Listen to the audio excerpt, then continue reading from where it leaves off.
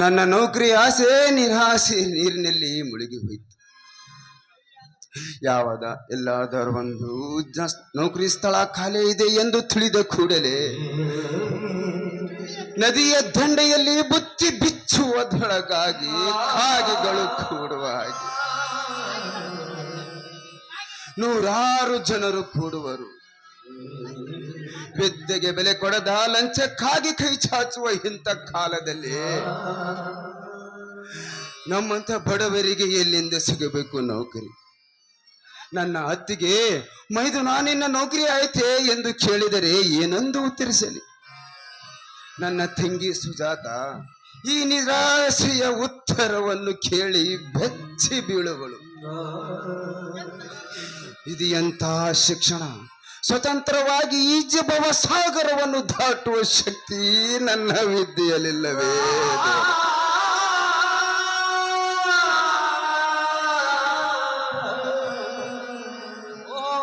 ನಮಸ್ಕಾರ ರೀ. ನಮಸ್ಕಾರಪ್ಪ. ಯಾಕ್ರಿ ರಾಜಣ್ಣವ್ರ ಗೋರ್ ಸಿಟ್ಕೊಂಡ್ ಕಾಣಿಲ್ರಿ? ಯಪ್ಪ ಭಾಳ ಕಲ್ತಿರಂತ ನಮ್ಮಂತ ಬಡ್ರಿಗೆ ಮರಿಬ್ಯಾಡ್ರಿ ಯಪ್ಪ.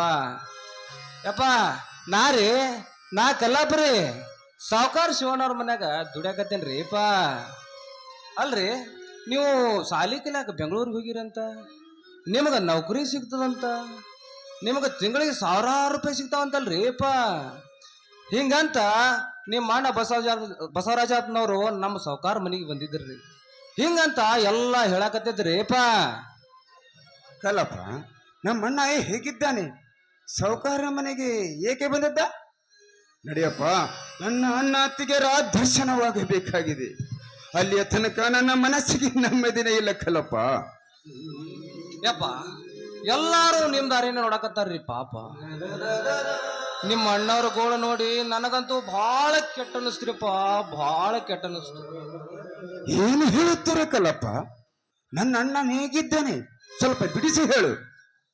ನಾ ಅದು ಯಾವ ಬಾಯಿಂದ ಹೇಳ್ರಿ ನಿಮ್ಮ ಅಣ್ಣವ್ರು ನಿಮಗ್ ಸಾಲಿ ಕೆಲ್ಸಕ್ಕತ್ತ ಇದ್ದ 4 ಎಕರೆ ಜಮೀನು ಮಾರಿಬಿಟ್ರಿ.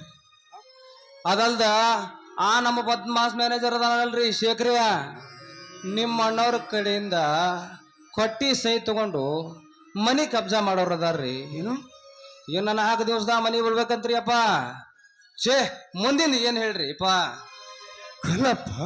ಏನ್ ಹೇಳ್ತೀವ್ರಿ ಸ್ವಲ್ಪ ಬಿಡಿಸಿ ಹೇಳು. ಯಪ್ಪ ನಿಮ್ಮ ಅಣ್ಣವ್ರು ಕೂಲಿ ಕೆಲಸ ಮಾಡಕತ್ತಾರ್ರಿ ಕೂಲಿ ಕೆಲಸ ಮಾಡಕತ್ತಾರ್ರಿ. ಅಣ್ಣ ಇದನ್ನೇನು ಮಾಡುತ್ತೀರಿ? ತಮ್ಮ ವಿದ್ಯಾವಂತನಾಗಲೆಂದು ಹೆಂಡರ ಮಕ್ಕಳು ಲೆಕ್ಕಿಸದೆ ಇದ್ದ ಆಸ್ತಿಯನ್ನು ಮಾರಿಬಿಟ್ಟಿಯ.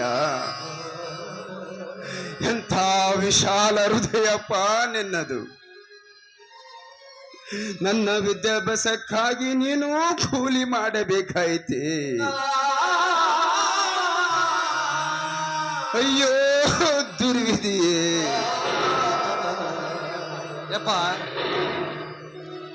ಯಪ್ಪ ನಿಮಗ ನೌಕರಿ ಸಿಕ್ಕ ತಮಗೇನೋ ಕಡಿಮೆ ಇಲ್ಲ ತಿಳ್ಕೊಂಡು ಕೂಲಿ ಕೆಲಸ ಮಾಡಕತ್ತಾರ್ರಿ. ನೀವು ಬಂದ್ರಲ್ಲ ಎಲ್ಲ ಚಂದ ಆತ್ ನೋಡ್ರಿ. ಕಲ್ಲಪ್ಪ, ನನ್ನ ಅಣ್ಣ ಈ ಎಲ್ಲಾ ಕಷ್ಟಗಳನ್ನು ಸಹಿಸಿ ನನ್ನನ್ನು ವಿದ್ಯಾವಂತನಾಗಿ ಮಾಡಿದ. ಆದರೆ ಲಂಚವಿಲ್ಲದೆ ನೌಕರಿ ಸಿಗುವಂತಿಲ್ಲ ಈ ಕಾಲದಲ್ಲಿ ಕಲ್ಲಪ್ಪ, ಈ ಕಾಲದಲ್ಲಿ. ಯಪ್ಪ ಅಂದ್ರ ನಿಮಗಿನ್ನ ನೌಕರಿ ಸಿಕ್ಕಿಲ್ಲ ಅಂದಂಗ ಆತ್ರಿ. ಎಲ್ಲಿಂದ ನೌಕರಿ ಕಲ್ಲಪ್ಪ? ನಾ ವಿದ್ಯಾವಂತನೆಂಬ ಒಣಾಭಿಮಾನದಿಂದಲೇ ದಾಡುತ್ತಿರುವ ಒಬ್ಬ ನಿರುದ್ಯೋಗಿ. ಮರನೆ ಮರೆಗೆ ಕೊರಗುವುದೆಂದೇ ಈ ಕಲಿತ ನಿರುದ್ಯೋಗಿಯ ದಾರಿ. ಮುಂದೆ ನಾ ಏನು ಮಾಡಲಿ? ಅಣ್ಣನಿಗೆ ಏನಂದು ಹೇಳಲಿ? ತಂಗಿಯನ್ನು ಹೇಗೆ ಮಾತನಾಡಿಸಲಿ? ನನಗೊಂದು ತಿಳಿಯದಾಗಿದೆ ಕಲ್ಲಪ್ಪ, ನನಗೊಂದು ತಿಳಿಯದಾಗಿದೆ. ಸಮಾಧಾನ ಮಾಡ್ಕೊಡ್ರಿ ಸಮಾಧಾನ ಮಾಡ್ಕೊಡ್ರಿ. ಯಪ್ಪ ಬೇಗ ಮನಿಗೆ ಹೋಗ್ರಿ. ನಿಮ್ಮ ಮಾರಿ ನೋಡಿದ್ರ ಅವ್ರಿಗೂ ಸ್ವಲ್ಪ ಆರಾಮ್ ಸಿಗ್ತೈತಿ. ನೋಡ್ರಿಪ್ಪ ಮುಂದೆ ಇದ್ದದ್ದಾಗಲ್ರಿ. ಹುಡ್ಸಿದ್ದೇವ್ರ ಹುಲ್ಲು ಮೇಯಿಸ್ತಾನೇನ್ರಿ ಬರ್ರಿ ಯಾಕೆ ಚಿಂತೆ ಮಾಡ್ತೀರಿ ಬರ್ರಿ.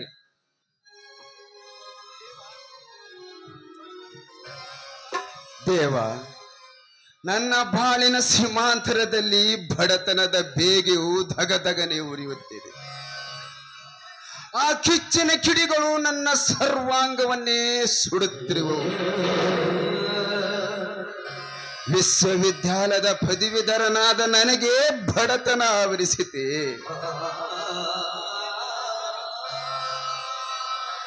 ಕೇವಲ 4 ಜನರ ಹೊಟ್ಟೆಗೆ ಹಿಟ್ಟು ಹಾಕಲಾರದಷ್ಟು ನಿಶ್ಶತ್ವವಾಯಿತೆ ಈ ನನ್ನ ವ್ಯಕ್ತಿ.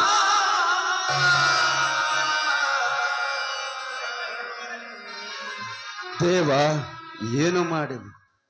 ಎಲ್ಲಿ ಹೋದರೂ ಲಂಚ ಲಂಚ ಲಂಚ.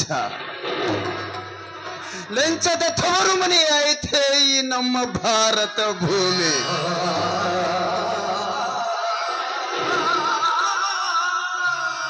ತಾಯಿ ಶಾರದಾಂಬೆ, ನೀ ಕರುಣಿಸಿದ ಹೂವೊಂದು ಬಾಡುತ್ತಿರುವಾಗ ನೀರು ಕೊಟ್ಟು ಪೋಷಿಸಲಾರೆಯ?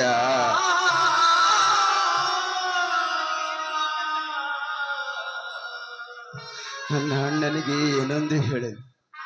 ತಂಗಿಯ ಮದುವೆ ಹೇಗೆ ಮಾಡುವುದು? ಮಾಡಲೇಬೇಕು. ಹೇಗಾದ್ರೂ ಮಾಡಿ ನನ್ನ ತಂಗಿಯ ಮದುವೆ ಆಗಲೇಬೇಕು.